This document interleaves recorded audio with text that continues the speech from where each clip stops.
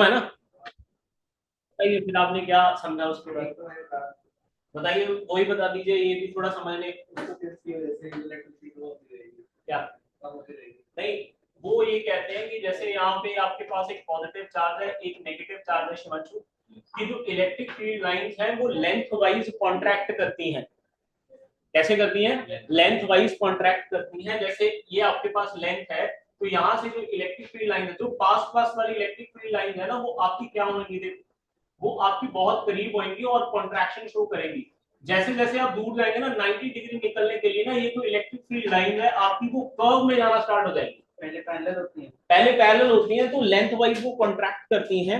और अगर वो दोनों क्या हो, ऑपोजिट हो, जैसे मान लो ये पॉजिटिव चार्ज है और ये भी पॉजिटिव चार्ज है, तो मैं लेटरल प्रेशर भी बनाने की कोशिश करता हूँ। अब मेरा प्रश्न सिर्फ एक है कि जैसे एक जगह से इलेक्ट्रिक फील्ड लाइन निकली तो वो दूसरे को काट नहीं सकती, दूसरी इलेक्ट्रिक फील्ड को काटेगी, वो नहीं काट सकती ना। तो जैसे ही पॉजिटिव चार्ज है तो उज्जवल जी यहाँ से इलेक्ट्रिक फील्ड लाइन निकली, ऐसे इधर से एक इलेक्ट्रिक फील्ड लाइन निकली, तो ये काट देगी क्या एक दूसरे को? नहीं काटेगी ना। तो ना ये वापस जा सकती है ना एक दूसरे को काट सकती है, तो ये किस तरफ जा सकती है? ऐसे ऊपर की तरफ। तो बताइए ऊपर की तरफ डेविएट करेंगी, ऐसे ही तो इस तरफ से इलेक्ट्रिक फील्ड लाइन निकलेगी, इस तरफ से इलेक्ट्रिक फील्ड लाइन निकले, कट तो सकती नहीं है, तो ना ये पीछे जा सकती है, तो वो नीचे की तरफ डेविएट हो जाएंगी।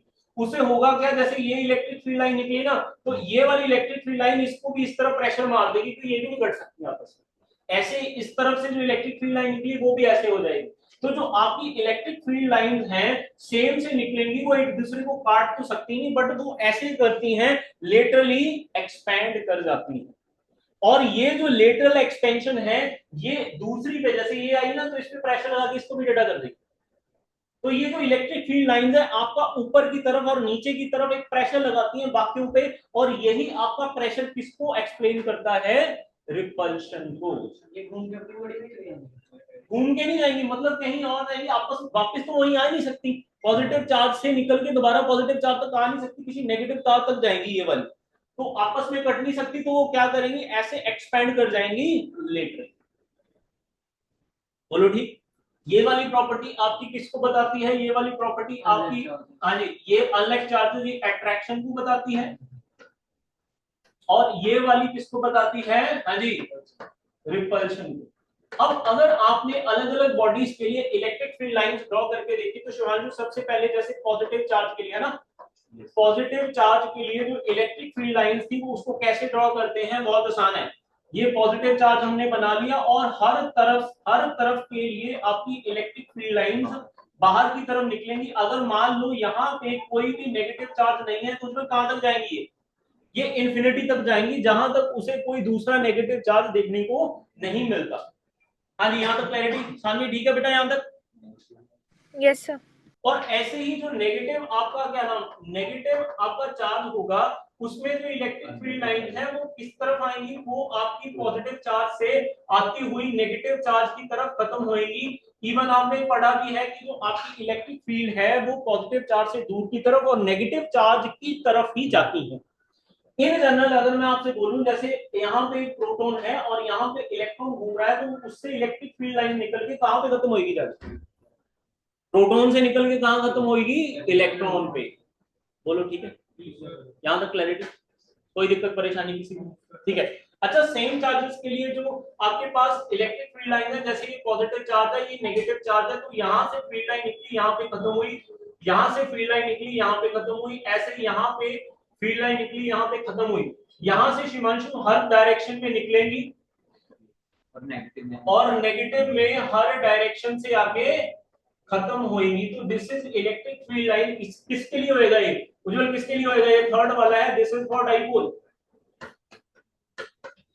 किसके लिए होएगा ये? डाइपोल के लिए। बोलो। अच्छा, अगर मैं कोई पॉजिटिवली चार्ज बॉडी के लिए बनाने की कोशिश करूं तो इसका कैसे बनेगा? जैसे ये भी पॉजिटिव है ये भी पॉजिटिव है, तो यहाँ पे इलेक्ट्रिक फील्ड लाइन निकलेंगी, ऐसे ऊपर की तरफ जाएंगी, ऐसे। समझ रहे ना मेरी बात?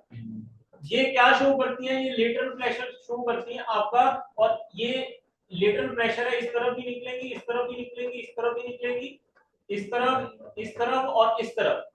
तो ये ऑपोजिट चार्जेस के लिए आपकी इलेक्ट्रिक फील्ड लाइन है। ऐसे ही अगर मान लो कोई प्लेन कंडक्टर है, कोई आपके पास प्लेन कंडक्टर है और उस पर पॉजिटिव चार्ज है ऐसे, तो रमज ये प्लेन कंडक्टर है और प्लेन कंडक्टर पे पॉजिटिव चार्ज है, तो जो इलेक्ट्रिक फील्ड लाइन है ना वो दूर की तरफ निकलेगी, इस तरफ से इस तरफ, इस तरफ से इस तरफ, इस तरफ से इस तरफ, इस तरफ से इस तरफ, और इस तरफ भी दूसरी तरफ के लिए निकलेगी। बोलो समझ आएगा नहीं?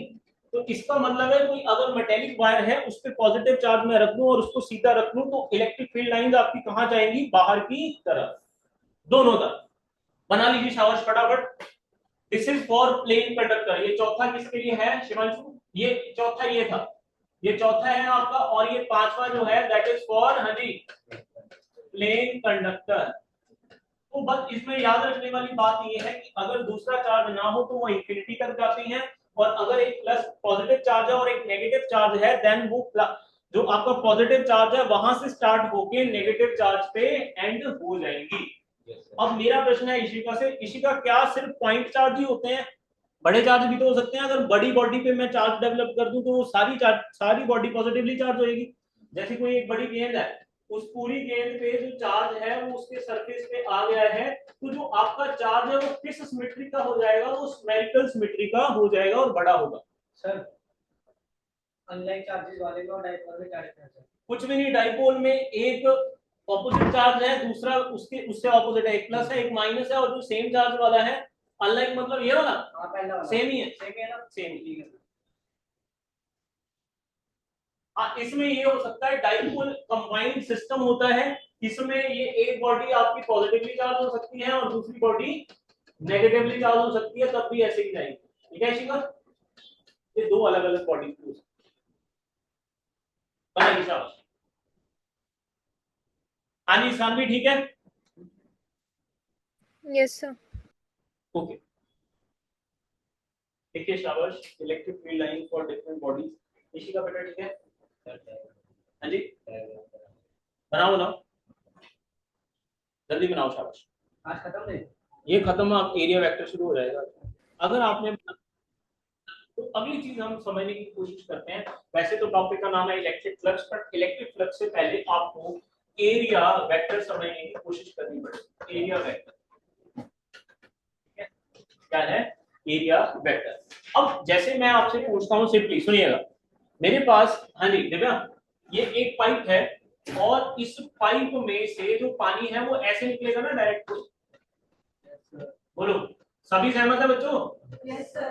तो अगर कोई आपके पास पाइप है और ये है पाइप का मुंह, देख रहे हैं cross section, this is area of pipe जिसमें से पानी निकलेगा, और किस डायरेक्शन में निकलेगा? बोलो, इससे ऐसे निकलेगा ना इस तरफ बाहर, तो जो इसकी डायरेक्शन है that is direction of area vector. जब किसी फेस को परपेंडिकुलरली कोई बॉडी पास करे तो जिस डायरेक्शन में वो बॉडी चल रही होती है उस डायरेक्शन को बोलते हैं डायरेक्शन ऑफ एरिया वेक्टर। मैं समझाने की कोशिश करता हूं। जैसे ये मेरा हाथ देख रहे हैं, ये मेरे हाथ का एरिया है, और जिस डायरेक्शन में मैंने स्टाइलिस पकड़ लिया that is the direction of area vector. अब इस एरिया वेक्टर को लिखते कैसे हैं? एरिया वेक्टर होता है आपके पास area vector that is equal to area into n cap. अब आप बोलोगे सर ये एन कैप क्या चीज हुई? नहीं, डायरेक्शन। अब जैसे मान लो शिवांशु आपके पास ये है एक्स वाई, देखिए ध्यान दीजिए, इस तरफ है आपके पास एक्स एक्सिस, इस तरफ है आपके पास वाई एक्सिस, और इस तरफ है आपके पास जेड एक्सिस। कोई मेरे पास पाइप पड़ी है या कोई फेस है जो कि वाई जेड प्लेन में है, इससे जो पानी निकलेगा वो किस तरफ आएगा? बोलो एक्स एक्सिस की तरफ आएगा कि नहीं आएगा? बोलो एक्स एक्सिस की तरफ भी आएगा। तो अगर मान लो जैसे गुरलीन, इस जो पाइप का रेडियस है आर वो है 7 सेंटीमीटर, रेडियस कितना है? 7 सेंटीमीटर, और अगर मैं इसका एरिया निकालूं तो एरिया क्या आ जाएगा? बोलो एरिया क्या आएगा? एरिया होता है पाई आर स्क्वायर। सभी सहमत है? सर्कल का एरिया क्या होता है? पाई आर स्क्वायर। तो एरिया इज इक्वल टू पाई की वैल्यू 22/7, और आपका रेडियस कितना है? 7 × 7, तो एक 7 आपका कट जाएगा। ए इज इक्वल टू, हाँ जी, 154, हाँ जी, सेंटीमीटर स्क्वायर। अब मेरा प्रश्न ये है कि एरिया तो इतना है, जो आपका पानी इसमें से निकलेगा या वाटर फ्लो निकलेगा वो किस डायरेक्शन में? किस तरफ? एक्स एक्सिस की तरफ। तो इसके लिए एरिया वेक्टर कैसे लिखेंगे? Area vector is equal to, हाँ जी, area vector is equal to कितना? एरिया है कितना बताइए? एरिया है 154, हाँ जी, I cap centimetre square. This is area vector.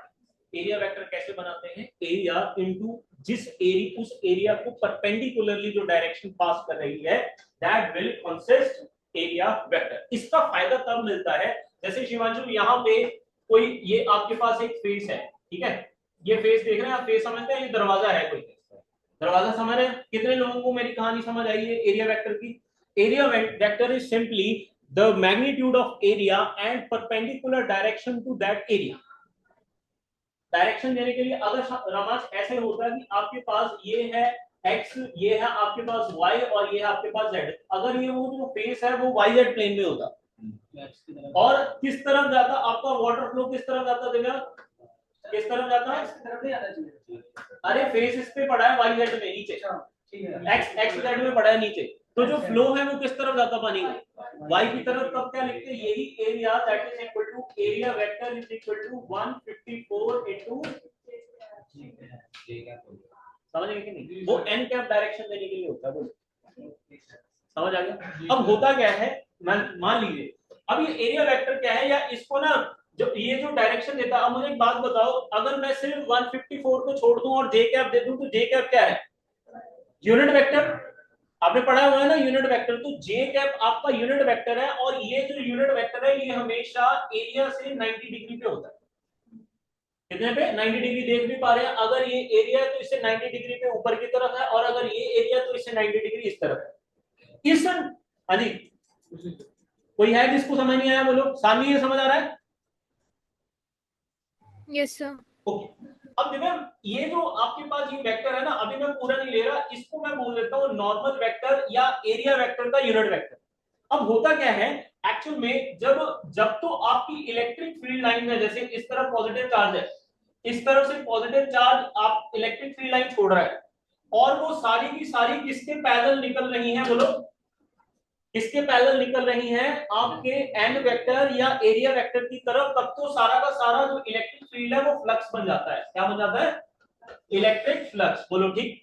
अब अगर मान लो यही फेस है आपके पास, और आपका नॉर्मल इस तरफ है या एरिया वेक्टर इस तरफ है, बट इसी का जो आपका इलेक्ट्रिक फील्ड है वो थोड़ा टेढ़ा निकल रहा है ऐसे, तो अब अगर आप ध्यान दें, इस इलेक्ट्रिक फील्ड और इस नॉर्मल के बीच में कुछ एंगल बन रहा है ना, थीटा, देन उस केस में हम इलेक्ट्रिक फील्ड का ही एक कंपोनेंट लेते हैं, किसकी तरफ? एरिया वेक्टर की तरफ या नॉर्मल की तरफ। समझ आ रहा है कि नहीं? हम अगर ये आपके पास फेस है, ठीक है जी, और नॉर्मल आपका इस तरफ है, बट इलेक्ट्रिक फील्ड आपका ऐसे निकल रहा है तिरछा, देन हमें सिर्फ उस इलेक्ट्रिक फील्ड से मतलब है जो आपके एरिया को 90 डिग्री पास करे, इस डायरेक्शन में पास करे। अब इलेक्ट्रिक फील्ड तो इस डायरेक्शन में पास नहीं कर रहा, वो कैसे कर रहा है? वो कुछ टेढ़ा एक्ट कर रहा है, तो हम क्या करते हैं, इस इलेक्ट्रिक फील्ड का इस तरफ का कॉज कंपोनेंट निकाल लेते हैं। निकाल लेंगे ना, तो देखिए अगर मान लीजिए 30 डिग्री है, तो इसका इस तरफ का कंपोनेंट कुछ कम होगा, तो हमें इलेक्ट्रिक फील्ड के उस कंपोनेंट से लेना देना है जो कि आपके एरिया को 90 डिग्री क्रॉस करेगा। बोलो ठीक, समझ आया कि नहीं? अगर मैं इसी का एक कंपोनेंट इस तरफ बनाऊं जो कि फेस के पैरेलल ही चलेगा ऐसे, तो इस तरफ कौन सा कंपोनेंट आ जाएगा? ई साइन थीटा। अब मुझे एक बात बताओ, अगर मैं जैसे दरवाजा है ना, ये आपके पास दरवाजा है, अगर सिर्फ मैं दरवाजे को ऐसे पार करूं तो दरवाजा पास रहेगा? मुझे इस दरवाजे को क्रॉस करने के लिए ऐसे क्रॉस करना पड़ेगा। जो कंपोनेंट ऐसे जाएगा वो दरवाजे को क्रॉस करेगा? बोलो जैसे कौन सा कंपोनेंट ई साइन थीटा दरवाजे के ऊपर की तरफ जा रहा है, ना कि दरवाजे को क्रॉस कर रहा है, तो ये इलेक्ट्रिक फील्ड का ये कंपोनेंट मुझे नहीं चाहिए। और इलेक्ट्रिक फील्ड का वो कंपोनेंट जो आपके एरिया को 90 डिग्री पास करता है, that is called electric flux. समझ आ गया? Yes sir. जो इलेक्ट्रिक फील्ड का कंपोनेंट आपके एरिया को 90 डिग्री पे पास करता है, that component of electric field is called electric flux. हाँ, ये जो ऐसे निकलेगा। अब मान लो अगर ऐसे निकल रहा है, तो इसी का इस तरह का कंपोनेंट निकाल लो। हाँ, ये समझ गए? समझ गए ना सारे? हाँ जी सानी, ये समझ आया? बोलो Yes. गुरनूर, अब इधर आओ, बोलो, यहां तक क्लैरिटी? लिखिए एरिया वेक्टर की डेफिनेशन, एरिया वेक्टर की डेफिनेशन लिखिए। The direction of planar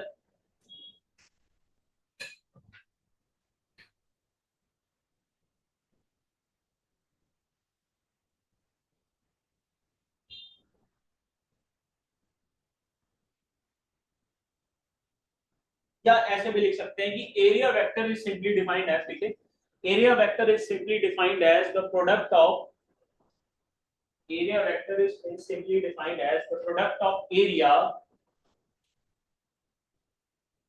simply defined as the product of area, magnitude of area, the product of magnitude of area defined as product of magnitude of area and unit vector which is passing normally, and unit vector which is passing normally to that area.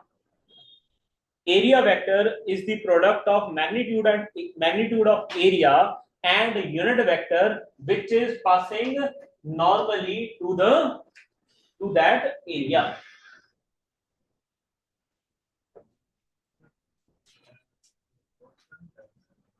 हाँ जी, उसके बाद boss का भी है, boss फिर हमने आगे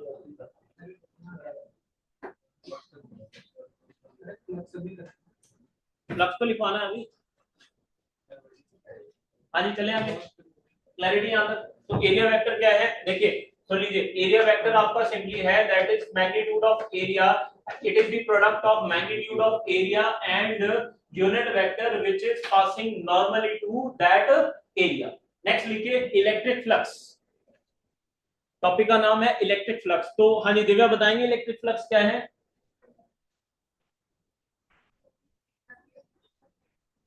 Yes, that component of electric field which is passing normally to the surface of which is passing normally to that area.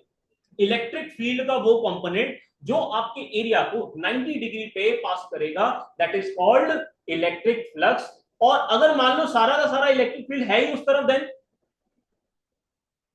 Then वो टोटल सारा वही हो जाएगा। बोलो तो लिखिए जरा, it is defined as electric flux, it is defined as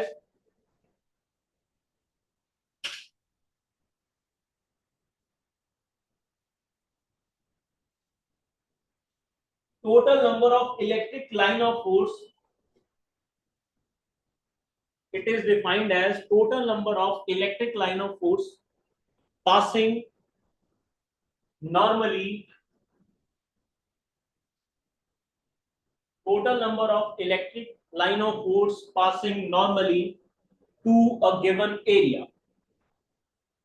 It is defined as total number of, हाँ जी इलेक्ट्रिक फील्ड लाइंस भी लिख सकते हैं, total number of field lines भी लिख सकते हैं, फोर्स ऑफ लाइन लिख सकते हैं, जो आपका मन है। इलेक्ट्रिक फील्ड लाइन को लिखने के बड़े तरीके हैं। It is defined as the total number of electric field lines passing normally to a given area। तो ध्यान दीजिए नेक्स्ट उसमें अगर आप इलेक्ट्रिक फ्लक्स लिखना चाहें तो एरिया वेक्टर, मुझे लगता है सबको क्लियर हो गया होगा एरिया वेक्टर। अब ना कई बार ना, जैसे ये थोड़ी सी चीज मैं आपको एक्स्ट्रा करा रहा हूँ, वैसे है नहीं। अगर तो ना जैसे आपके पास कोई ऐसा सरफेस है शिवांशु जो चारों तरफ से बंद है, क्या बोला मैंने? अगर कोई ऐसा सरफेस है जो चारों तरफ से बंद है, मान लीजिए एक बॉक्स है जो चारों दिशाओं से बंद है, तो हर एक फेस में, एक फेस ये है, एक ये वाला है, एक पीछे वाला, एक इधर वाला, एक ऊपर वाला, एक नीचे वाला है। तो अगर तो बंद बॉडी है तो हमेशा एरिया वेक्टर बाहर की तरफ रहेगा, याद रखिएगा। एरिया वेक्टर किस तरफ रहेगा? बाहर की तरफ। मतलब अगर चार फेस है, ये दो फेस है, इसका इस तरफ, इसका इस तरफ, ऊपर वाले का ऊपर की तरफ, नीचे वाले का नीचे की तरफ, एक आपकी तरफ, एक मेरी तरफ। क्लोज्ड बॉडी के लिए कभी भी बॉडी के अंदर की तरफ एरिया वेक्टर की डायरेक्शन नहीं होगी, हमेशा बाहर की तरफ होगी। परपेंडिकुलर। ऐसे ही अगर कोई ऐसी बॉडी है जो कि ओपन है, क्या बोला, कोई ऐसी बॉडी है जो कि ओपन है, देन उस केस में, ओपन समझते हैं ना, जैसे कार्डबोर्ड एक सिंपल, इस केस में सेंस ऑफ रोटेशन आपकी बताएगी कि आपने एरिया वेक्टर कैसे लेना है।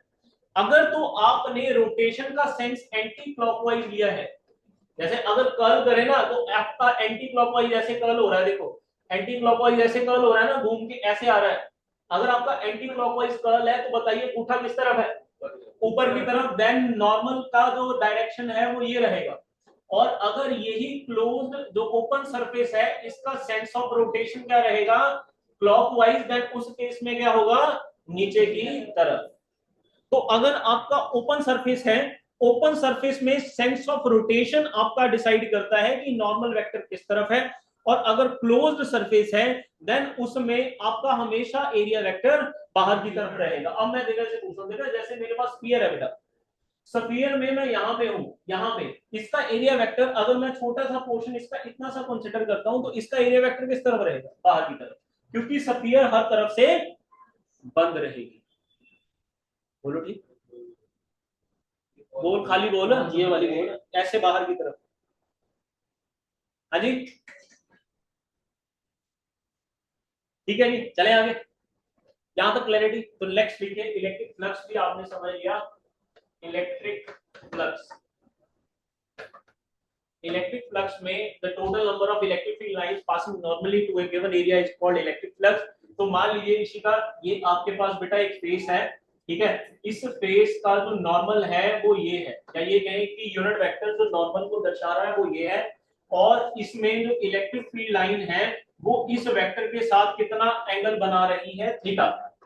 तो जो आपके पास इलेक्ट्रिक फील्ड है, इलेक्ट्रिक फील्ड है, देखिए ध्यान दीजिए, इस उज्जवल, अगर मैं इसको टोटल आपका एरिया वेक्टर लिखना चाहूं, इसको ऐसे लिखूंगा मैं, देखो जरा, ये आ जाएगा area vector is equal to a, हाँ जी, क्या लिखूंगा बोलो, ए इंटू एन कैप। बोलो सभी सहमत है, सभी सहमत है।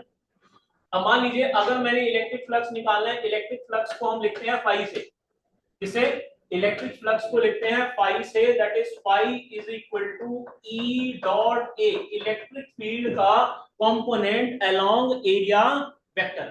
अब अगर मैं इसको लिखना चाहूं, हाँ लीजिएगा, ई वेक्टर को, बेटा E vector as it is आ जाएगा, जो ए वेक्टर है उसको कैसे लिख सकता हूं, that is area into n cap. अब अगर मैं इसे ऐसे लिखूं, phi is equal to E dot n cap into a, a तो आपका मैग्नीट्यूड है। अब बताइए जरा, जब भी डॉट प्रोडक्ट सॉल्व करते हैं तो कैसे लिखते हैं, डॉट प्रोडक्ट को जब भी सॉल्व करते हैं तो ए डॉट बी को हम लिखते हैं that is magnitude of A magnitude of B cos of theta, लिखते हैं कि नहीं। अब अगर मैं ई के मैग्नीट्यूड को ई लिख लूं, और एन आपका यूनिट वेक्टर है, यूनिट वेक्टर का मैग्नीट्यूड कितना होता है, 1, और इन दोनों के बीच में एंगल कितना है, थीटा, तो इसका कॉस ऑफ थीटा ले लूंगा इनटू ए। तो जो इलेक्ट्रिक फ्लक्स का फॉर्मूला क्या आ जाएगा, ई ए कॉस थीटा। हाँ जी, यहां तक क्लैरिटी। तो फाई का जो फॉर्मूला है, सिंपली ये दो फॉर्मूले आ गए, एक तो ई डॉट ए, दूसरा फॉर्मूला क्या है, phi is equal to E A cos of theta. लिखिए शाबाश, सानवी ठीक है बेटा, Yes, sir. ओके, समझ आ रहा है बच्चों सबको, यस सर, ओके। जैसे पाइप के केस में पानी का फ्लो बोल रहा था, यहाँ पे इलेक्ट्रिक फील्ड लाइंस का फ्लो है।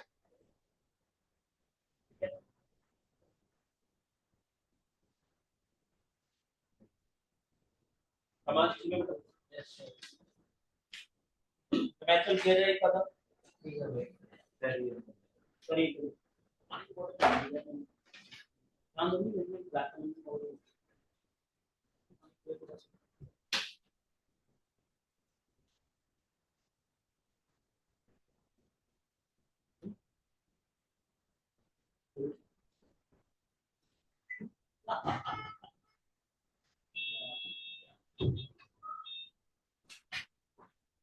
हाँ जी, यहाँ तक क्लैरिटी, चलो आगे चलो।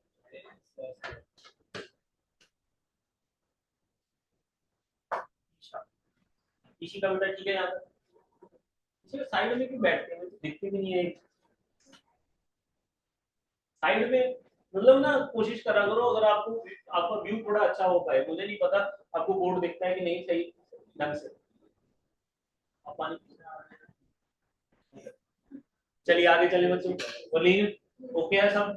तो एक प्रश्न लिख के प्लीज, प्रश्न से थोड़ा आपको आइडिया अच्छा हो जाएगा। हाँ जी, तो नोट बेटा, ठीक है? लिखे इलेक्ट्रिक फील्ड की वैल्यू दे रखी है शिमांशु, जब तक आप नोट भी करिए और लिखे electric field is equal to, that is equal to 6i cap plus 3j cap plus 4k cap. ये इलेक्ट्रिक फील्ड आपकी वेक्टर क्वांटिटी है। उन्होंने बोला क्या है, ध्यान से सुनिएगा, calculate the electric flux through the surface of area. Area right down, आपका एरिया कितना है, दैट इज 20 यूनिट्स।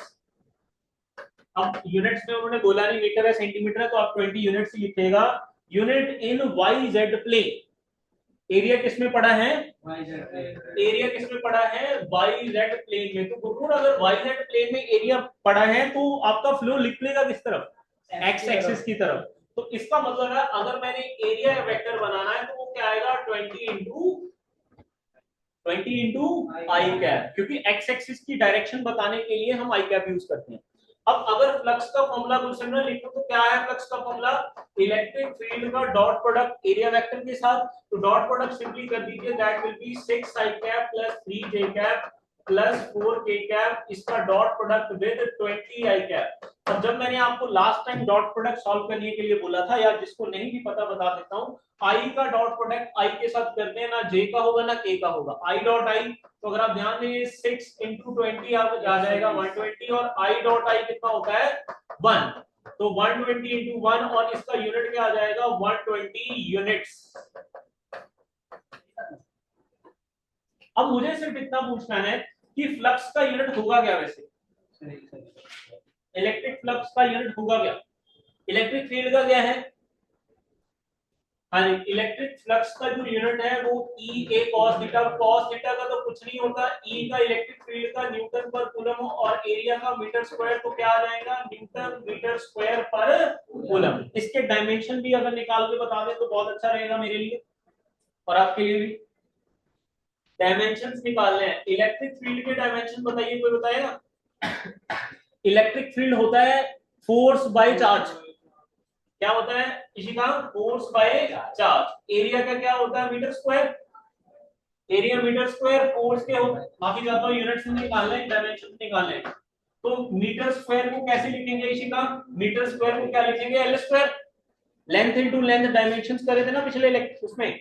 तो आपके पास फोर्स का होता है एम एल टी माइनस 2, इसका एल स्क्वायर, और चार्ज का क्या होता है 80 एम्पियर इनटू टाइम। तो फ्लक्स के यूनिट्स क्या हो गए, एम एल क्यूब टी की पावर -3 और ए -1, एम एल 3 टी की पावर -3 और ए की पावर -1। ये आपके यूनिट्स आ जाएंगे किसके, सॉरी डायमेंशन आ जाएंगे किसके, इलेक्ट्रिक फ्लक्स के। ठीक है जी। सर एक बार एक डाउट है, डाउट नहीं है मैं आपको ये नहीं कहता, फिजिक्स में 5 तरह के क्वेश्चन आते हैं, सबसे डाइवर्स डाइवर्स सबसे ज्यादा ये आता है, नहीं आते भाई डेरिवेशन, सीधी बात है। जितने प्रॉब्लम बेस्ड करोगे एप्लीकेशन क्वेश्चन आपको ज्यादा आएगा। वो किससे आ सकता है, दो ही तरीके हैं, एग्जाम्पलर अच्छे से करके जाओ या आपकी तैयारी करके जाओ। कंपटीशन की तैयारी अच्छे से करोगे तो चीजें करोगे। हाँ एक चीज और है, एक चीज जहां पे बच्चे मात खाते हैं, बहुत बच्चों को ऐसा होता है कि उनको क्वेश्चन करना आता है बट उनको रिप्रेजेंट नहीं करना आता, उससे मत मार खाइएगा। हाँ बिल्कुल, आपको अच्छा अगर आपने डेरिवेशन कभी करा हो तो डेरिवेशन में देखना, मैं कभी ऐसे पूरी नहीं स्टार्ट कराता, पहले प्रॉपर लिखवाता हूँ, ये लाइनें आपने मिनिमम लिखनी होती हैं। अगर वो मिनिमम लाइनें आप लिखेंगे देन ही आप वो बनते हैं कि आपको पूरा नंबर मिलेगा। एक प्रश्न लिखिए फटाफट से, ठीक है। A circular plane sheet of radius 10 centimetre, a circular plane sheet of radius 10 centimeter is placed in uniform electric field. A circular plane sheet of radius 10 centimeter placed in uniform electric field, placed in uniform electric field of 5 into 10 की power 5 Newton per coulomb. 5 into 10 की 5 into 10 की power 5 newton per coulomb, making an angle 60 degree with the field. Making an angle 60 degree with the field. Calculate the flux through the sheet. Calculate the flux through the sheet. अभी उसमें question बताइए, मुझे question बताइए। सुन लीजिए। इन्होंने बोला a circular plane sheet of radius 10 centimetre is placed in uniform electric field 5 into 10 की power 5 newton per coulomb, making an angle 60 degree with the field. अगर आप ध्यान दें इस क्वेश्चन में ना, जैसे ये आपके पास सर्कुलर फेस है, ये जो इलेक्ट्रिक फील्ड है वो आपका इसके साथ फेस के साथ कितना एंगल बना रहा है 60 डिग्री, जबकि हमें कौन सा एंगल चाहिए होता है नॉर्मल के साथ। तो इस तरफ का जो एंगल आ जाएगा, जैसे ये आपके पास यूनिट वेक्टर है या नॉर्मल वेक्टर है, ये दिव्य 60 है तो ये कितना हो जाएगा, तो एंगल विद द नॉर्मल आपके पास कितना आ जाएगा 30 डिग्री। कितना डिग्री, तो थीटा आपका यहाँ पे 90 माइनस 60 करके 30 डिग्री आएगा, 30 डिग्री आ जाएगा। और नेक्स्ट पेज में सर अब हो जाएगा यस सर। नेक्स्ट पेज में अगर आप ध्यान दें इलेक्ट्रिक फील्ड की वैल्यू कितनी दे रखी है 5 into 10 की पावर 5 into 10 की पावर 5 न्यूटन, और एरिया कितना दे रखा है या रेडियस दे रखा है सर 0.1 मीटर है। हाँ जी, रेडियस की वैल्यू दे रखी है r is equal to 10 centimetre, तो 10 सेंटीमीटर को 0.1 मीटर ले सकता हूँ।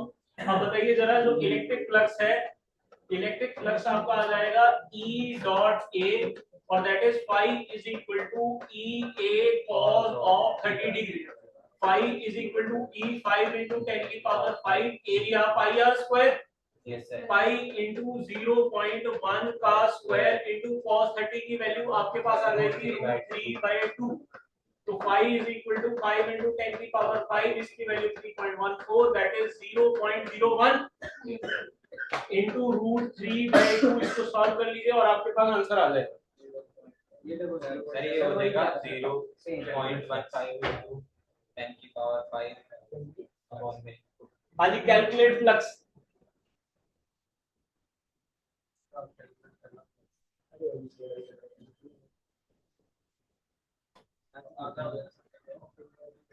इसका कितना है हो जाएगा सर। अभी आपको बताया मैं, अगर ओपन सरफेस है तो क्या पूछना है सबसे? नहीं सर, वो तो होगा नहीं ना, आपने बताया नहीं। अरे आप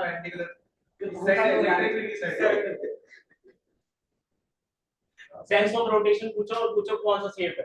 जैसे प्लेन शीट है तो उसमें सेंस ऑफ रोटेशन होता है, नहीं पर नीचे है क्लॉक है एंटी क्लॉक। चलिए 0 हो जाएगा सर। चले आगे, आगे लिखिए। हाँ जी, नेक्स्ट है आपके पास Gauss theorem. Gauss's theorem important है सर, नहीं है, नहीं ठीक है सर। गॉसेस थ्योरम, हाँ जी देखिए जरा, चेक करो।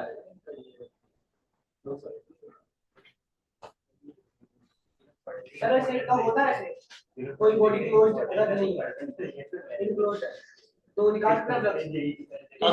अगर जैसे सर ने बताया ना ये सरफेस है ना, सर वो छोड़ो सर, एक बाल है, मैंने उसको ऐसे बेंड कर दिया, उसमें से बताओ। अरे बाल का कैसे एरिया तो होना चाहिए उसका कम से कम। होगा सर, सिलेंड्रिकल होता है।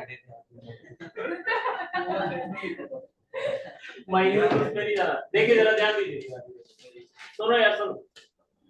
हाँ जी सुनिए ध्यान से कि आपकी गॉस थ्योरम क्या बोलती है, लिखिए पहले, लिखिए स्टेटमेंट इसकी। It states that the total flux, it states that the total flux through a closed surface, the total flux through a closed surface, total flux through a closed surface is 1 by epsilon naught times 1 by epsilon naught 1 by epsilon naught times लिखने की जरूरत नहीं है, 1 by लिख लो साथ में, 1 by epsilon naught times the total charge, sir 1 by epsilon naught times the total charge enclosed by that surface.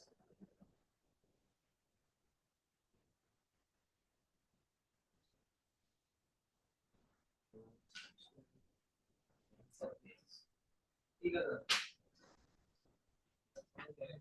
अरे कुछ नहीं है यार, देख अब मान लीजिए मैं सिंपली आपसे चीजें पूछता हूँ कुछ। मान लो आपके पास यहाँ पे एक चार्ज पड़ा है, यहाँ पे एक चार्ज पड़ा है और पॉजिटिव चार्ज इसको मान लेते हैं। अब मेरा प्रश्न सिर्फ इतना है, क्या ये पॉजिटिव चार्ज से चारों दिशाओं में इलेक्ट्रिक फील्ड लाइंस निकलेगी? सर निकलेगी। निकलेगी कि नहीं? Yes sir. ठीक है, अब आपने क्या करना है, इस चार्ज के अराउंड ना एक सरफेस एज्यूम कर लीजिए। मान लीजिए इसको बोलते हैं गॉसियन सरफेस। कोई सरफेस एज्यूम कर लिया, या ये कहें जैसे एक गेंद है या बलून है, बलून के अंदर एक चार्ज रख लिया, उस चार्ज से हर एक डायरेक्शन में क्या निकलेगी? इलेक्ट्रिक फील्ड लाइंस निकलेगी। तो अगर आप ध्यान दें, यहाँ पे यहाँ पे यहाँ पे जो इलेक्ट्रिक फील्ड लाइंस है वो 90 डिग्री पे निकल रही है ना बाहर की तरफ। तो इन सभी, अगर ये पूरी फ्लक्स की वैल्यू हम देखें कि ये फ्लक्स है कितनी, वो इस बात पे डिपेंड करती है कि अंदर चार्ज कितना है। अगर ज्यादा चार्ज होगा तो फील्ड लाइन ज्यादा निकलेंगी, जिस वजह से फ्लक्स भी ज्यादा होगा। तो जो टोटल फ्लक्स है आपका वो 1/ε0 टाइम्स होता है टोटल चार्ज के, या सीधी भाषा में आप ये कह सकते हैं कि जितना ज्यादा चार्ज होगा उतना ज्यादा फ्लक्स होगा। और यहाँ पे कांस्टेंट ऑफ प्रोपोर्शनैलिटी हटाने के लिए उन्होंने क्या करा है, एक कांस्टेंट इंट्रोड्यूस करा है, that constant is called 1/ε0, that is q. और इसको प्रूव भी किया जा सकता है। तो जितना ज्यादा एक क्लोज सरफेस के अंदर चार्ज पड़ा होगा उतनी ज्यादा उसमें से इलेक्ट्रिक फील्ड लाइंस निकलती हैं और उतना ज्यादा उसमें से फ्लक्स निकलता है। तो यही डेफिनेशन है, पढ़ के देखो। ठीक है जी, देखिए जरा। हाँ जी, इसका मैथमेटिकल फॉर्म, हाँ जी इसको प्रूव करेंगे बिल्कुल। मैथमेटिकल फॉर्म या मैथमेटिकल इसका जो इक्वेशन है वो ये है, that is phi is equal to integration of closed surface. ये सरफेस क्या है आपका, चारों तरफ से बंद। Phi is equal to integration of close surface E dot D S, that is equal to Q by epsilon naught. पहले तो इसको समझने की कोशिश करते हैं। एग्जांपल के तौर पे मान लीजिए ये आपके पास एक सरफेस है जो क्लोज है।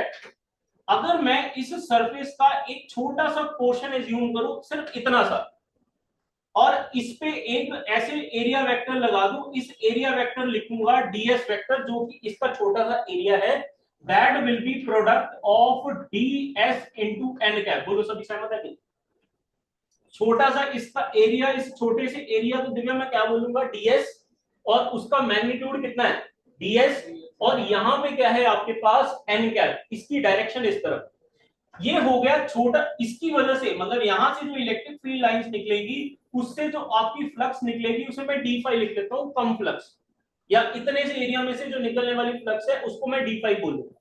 उस d5 को कैसे लिखूंगा, इसमें से जो इलेक्ट्रिक फील्ड लाइंस निकलेगी E, उसका dot product with ds vector. बोलो समझ आएगा नहीं? अगर मैं पूरे सरफेस की बात करूं तो ये पूरा सरफेस ऐसे छोटे छोटे सरफेस को जोड़ के बना होगा।